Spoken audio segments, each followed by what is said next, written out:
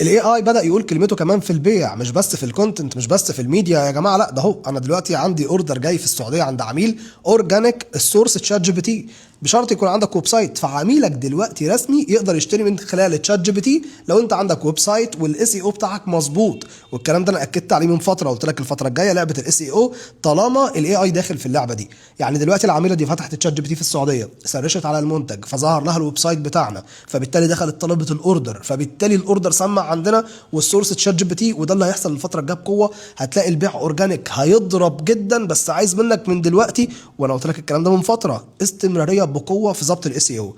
دلوقتي انت عشان عميلك يلاقيك في وسط الويب سايتس او وسط الاي اي تولز او الاي اي ابلكيشنز او ايا كان بيدور عليك ازاي او فين، لازم الاس اي او بتاعك يكون مظبوط كمحركات بحث عشان النهارده الويب سايت يظهر في وسط المنافسين. فاللعبه الفتره اللي جايه لو عايز تظبط البيع الاورجانيك زي زمان لما الاس اي او كان ليه كلمه قويه جدا في الحته دي، ابدا الحق اظبطها من دلوقتي، لان لعبه تشات جي بي تي هتكسر الدنيا الفتره الجايه في الدول كلها.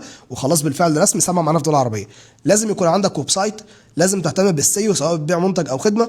ولو عايز تعمل الاثنين احنا في المارك سيلز نتشرف بيك، سواء نعمل لك الويب سايت او نبدا كمان نمسك لك خدمات السيو. ابعت بس رساله بان انت مهتم بالخدمات دي ورقم تليفونك، والاداره هتتواصل معاك فورا تظبط لك كل شيء.